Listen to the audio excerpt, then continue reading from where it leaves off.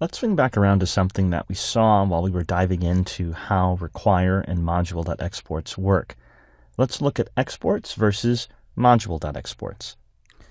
Remember, when our code is run through Node, it's wrapped in a function expression. And so, for that reason, we have access to this module object. That's a parameter passed to the function. But if you also remember, there was something else, the first parameter, called exports. So what is that? Well, we saw that when the function is executed, essentially something like this, these 5 parameters passed to my code whenever my code is run, the first parameter is module.exports. That's the value passed to the function that wraps my code. So really, exports, that first parameter, is a shorthand to module.exports. It's 2 variables pointing at the same object in memory. Well, why not just use exports all the time? It's there as a shorthand. And that's true. However, there's a little bit of a problem, and it has to do with a quirk in JavaScript when it comes to objects being passed by reference. Remember that the require function returns module.exports, so it's really returning the property on the module object. And that's a separate variable from that exports variable, the parameter that receives that value. So we have 2 variables pointing at the same memory space, and so in pass by reference, they'll be the same thing. However, exports does not work for all of the patterns that we've seen so far. Let's show what we mean. Let's go ahead back to my app.js file, and we'll do the same thing we did before. I'll make a greet.js file, but instead of using module.exports, I'll use that shorthand parameter that was provided. So just exports by itself. And I'll replace it, because it was an empty object, with a function. Now I want to show you something. I'm going to console.log exports, and then I'm going to console.log the exports property on the module object. Remember that this is what is passed to exports, so at that moment they both point to the same memory location. I changed what exports is. I changed it from an empty object to a function. So what do you expect would happen here? Well, I'll go ahead and require this in my app.js file, just so the require function runs and it causes my code to run. I won't do anything with it. And then we'll go ahead and execute it. You see the result? Exports is now a function, but module.exports is still the empty object. Now you might have expected that when we set exports equal to the function, that module.exports would also change, because they're both pointing at the same location in memory. And if you were in a different programming language, you'd probably be right. But this is a quirk in JavaScript. What's really happening? Well, you might remember what happens when it comes to pass by reference. Initially, module.exports points to this empty object that's set up for us. And when the function expression is invoked, module.exports is passed to the variable just exports. But they still both point to the same location in memory, the same object that's passed by reference. But there's a quirk in JavaScript when it comes to setting a variable equal to a value. Now, in the case of using that equals, we had module.exports pointing at this object still, but exports was set equal to a value.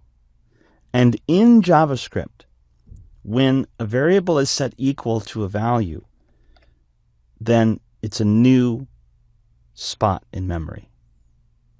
In other words, that reference is broken. Module.exports and exports originally pointed to the same spot in memory, to the same object. But now it's broken.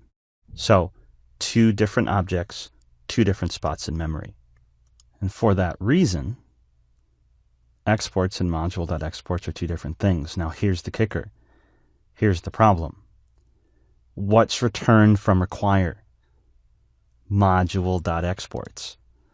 So since I've just broken that reference, exports will not be returned from here because it now points to a different spot in memory than module.exports. But inside the Node.js source code, require returns the module object's property called exports, not this special variable, this parameter that was passed to the function. So that means if I tried to then invoke the function as if I had done it originally because I exported the function, instead of it just working, I get an error. Object is not a function. Why? Because when I go to execute this, what I actually got back was module.exports, that empty object, not the function. So when it comes to exports, I can't override it. I can't use equals. However, I can change it. That is to say, I can add a new property or a new method. So I can change it. I can what's called mutate it. Big word alert. To mutate, that is, to change something. For example, adding a method or a property to an object means you've mutated the object. That's all that really means. So in this case, I used the equals and replaced what the export's empty object was. And that caused it to actually create this function and put it in a different memory location than what module.export points to. But now I'll mutate it. So I'll create a new greet.js, greet2.js. And this case will mutate the object. That is, I'm going to add a method or property. I'm changing the object. And you can mutate other types of things too, but in this case we're mutating the object, and then I'll just console.log those two like we did last time. And to make sure we don't error in this app.js file, I won't try to call that function anymore, and I'll go get my greet2 so that they both run.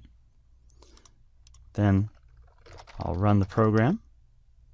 And notice the first greet where I overwrote what export was, which broke the reference. I have a function for exports and an empty object for module.exports. But in this case, both exports and module.exports are the same object. See, they both have the greet property, the greet method. So why? Because I simply mutated. I changed the object. I didn't repoint the variable somewhere. And so the reference held still. It still was valid. I can call greet2 dot greet, actually, because I added the method to the object. And then it works at the end there. Hello. So this is great. I can use exports if I want to, but only if I mutate the object. I can't replace the object with something else. So you need to be aware of this if you want to use the shorthand. However, I find this to be really kind of annoying. It doesn't bother me that much to write module.exports because I write it so little. I'm only ever going to use it once inside each module that I build. So it's not a lot of typing. And since this is Node.js JavaScript, unlike when we do JavaScript in the browser, for example, I don't have to worry as much about file size because it's never being downloaded by someone's internet browser. This JavaScript code is sitting on the server. So, since I like to lower my cognitive load while coding, that is, how many things I have to think about at any one time, I don't want to have times when I make a mistake because I forget about this quirk when it comes to exports and module.exports. And since exports is just a shorthand and it does the exact same thing as module.exports, my personal recommendation is just use module.exports. I forget that export exists. I just pretend that it doesn't, so that I never have to think about which one can I use under what circumstance. Now, there's nothing wrong with using exports, and you'll probably see code out there that uses the shorthand, and that's fine, and you can too if you want. But I like to not have to think about it. All right, so that's the difference between exports and module.exports. Again, it's just shorthand, but it does come with that quirk. All right, let's move on.